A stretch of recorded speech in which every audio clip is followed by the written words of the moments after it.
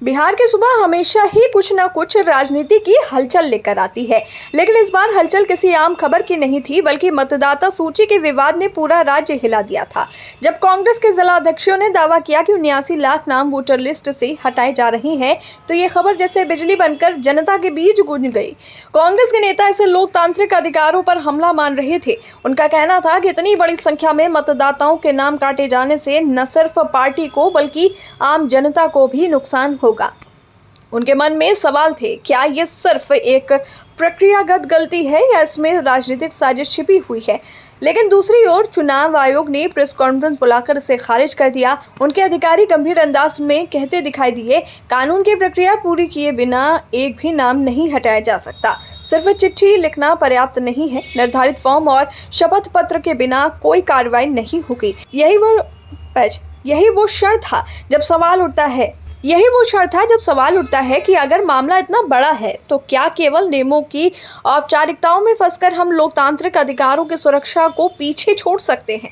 Supreme court के 22 अगस्त 2025 के आदेश का हवाला देते हुए आयोग ने जोर दिया कि शिकायत केवल निर्धारित प्रारूप में दर्ज की जा सकती है, लेकिन क्या आम जनता और राजनीतिक दलों के पास इतने संसाधन हैं कि वो लाखों नामों की गड़बड़ी को फॉर्म के अनुरूप प्रस्तुत कर सके।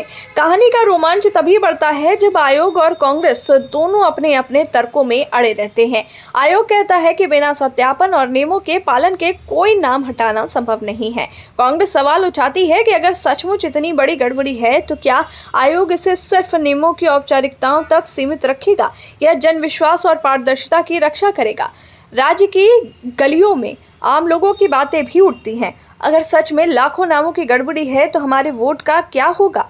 बच्चों और बूढ़ों तक की चर्चा में ये सवाल घूमता है। आखिरकार ये सिर्फ राजनीतिक लड़ाई नहीं रही, बल्कि बिहार के लोकतंत्र की परीक्षा बन गई है।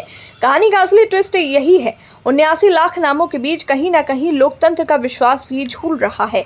अब ये देखना बाकी है कि आयोग क्या केवल कागजी नियमों के सहारे स्थिति को संभालेगा या फिर सच में पारदर्शिता और न्याय की कसौटी पर खड़ा होगा। और इस पूरे नाट्य में हम पात्र, चुनावी अधिकारी, राजनीतिक दल और आम नागरिक अपने अपने हिस्से की भूमिका निभा रहे हैं, जबकि लोकतंत्र की असली परीक्षा सामने खड़ी है।